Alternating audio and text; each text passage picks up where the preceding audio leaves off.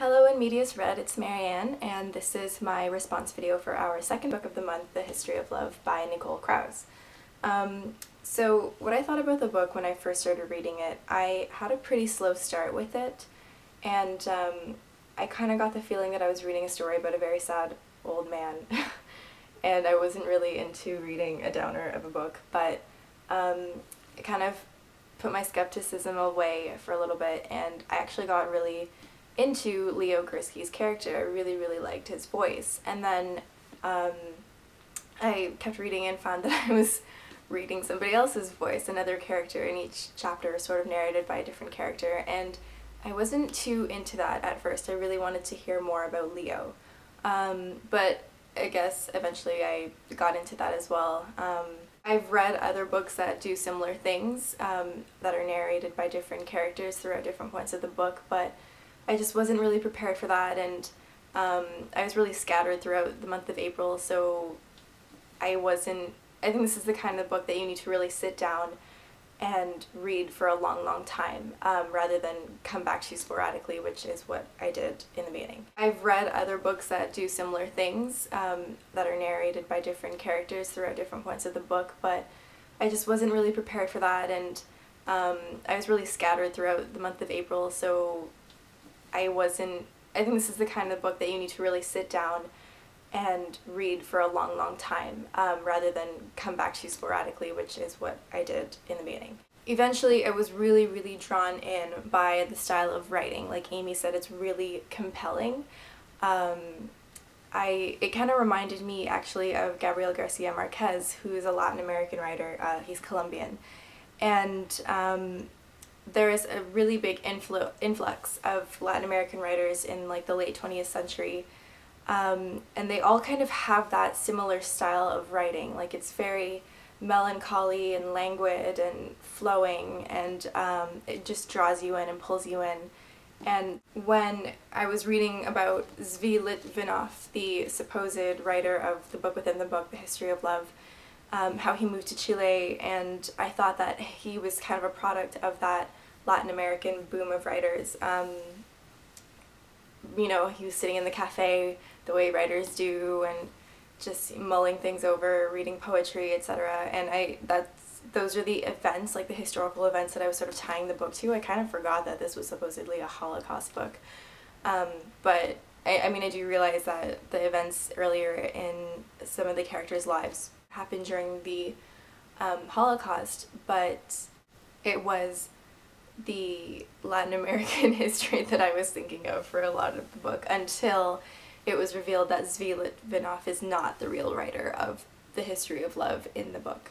So moving on, there's a quotation that I wanted to mention. It's when Leo is sitting on the park bench in Central Park reminiscing about how he was very nearly discovered by the SS in Poland when he was hiding. So it goes like this. Because of that wife who got tired of waiting for her soldier, I lived. All he had to do was poke the hay to discover that there was nothing beneath it. If he hadn't had so much on his mind, I'd have been found. Sometimes I wonder what happened to her. I like to imagine the first time she leaned in to kiss that stranger, how she must have felt herself falling for him, or perhaps simply away from her loneliness. And it's like some tiny nothing that sets off a natural disaster halfway across the world. Only this was the opposite of a disaster. How by accident she saved me with that thoughtless act of grace. And she never knew, and how that too is part of the history of love. So from that quotation, you can see that I think one of the themes in the book is the fact that time and history are not moving linearly. We're constantly moving back and forth in one person's life, and then between different characters, you know, present day Leo or past day Alma, young Alma, or something like that. And people in general tend to move that way as well. I mean, we're always moving forwards, but not without hindsight, not without looking back in our past and thinking about that. And our past is always shaping how we are in the present and how we are going to be in the future. So I thought that was a pretty relatable theme. Another really cool part of the book is that it's metafictional. It's a novel about writers and writing and the book within the book. I think that makes us as readers aware of our position, that we are witnessing a work of art but also because of the book within the book, the characters within the novel who read the history of love are witnesses to that work of art. So it's just sort of a bunch of layers, and we can see how they are a part of its history and we are a part of its history. We are not an entity that, you know, the book just happens to us. Like, we happen to the book as well. And I think that goes for, you know, all kinds of things that are larger than us, like love itself. So like the history of love is a timeline that we are just tiny little parts on that timeline. The book creates a timeline in which various events happen here, there, and everywhere, and each event influences another in some way down in the future or revisits another event from the past, and it all comes together in the larger picture to make the timeline the history of love. And I think that that's what Leo is getting at in that quotation that I was talking about. One of the other things I wanted to talk about is the character of Leo and his friend Bruno. They're my favorite characters in the novel. And I think Kate was saying how, you know, the things that Leo does in the story are more stalkerish than romantic, but like, for example, him sitting with Alma, the love of his life, when she's in a coma in the hospital and she's nearing the end of her life.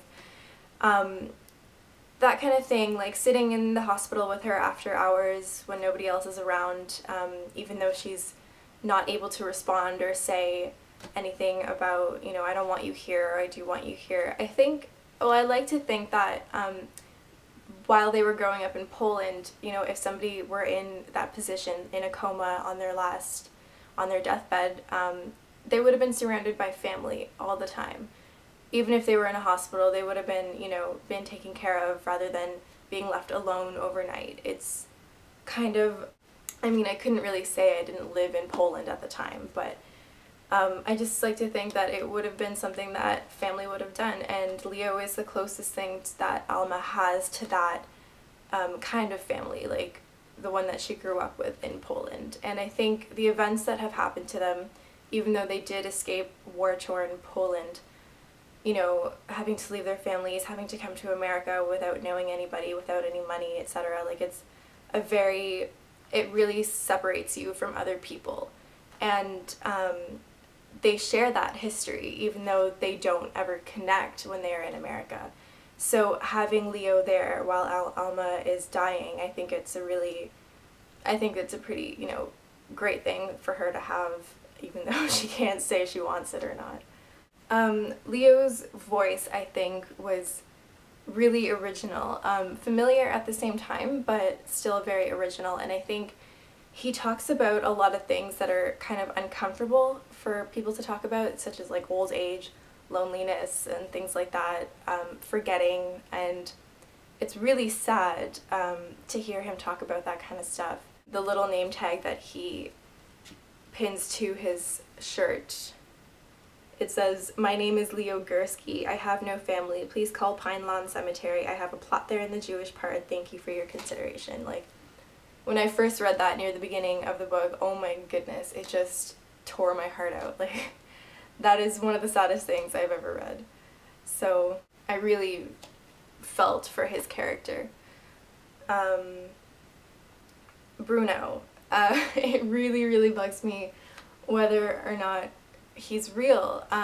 You know, you go through the whole novel thinking, okay, well, at least Leo has Bruno and Bruno has Leo, and it's so great that they found each other after all these years, after thinking that they are both dead, like finding them in New York, of all places. It's such a big city. But I guess, yeah, we never really have any proof that Bruno talks to anybody else. He only exists through Leo, through his interactions with Leo. And I think that kind of draws attention to the fact that this book is a work of fiction. None of these characters are real, they're imaginary. All of their quirks and their sadness and things like that only become real because we talk about them and we make them real. So even though these characters have no substance until we give them substance, I think they're still worth talking about. They give us comfort, and like Bruno for Leo, we make them real because of the way we think and feel about them, because we are real. Or are we? Just kidding. I know we're not.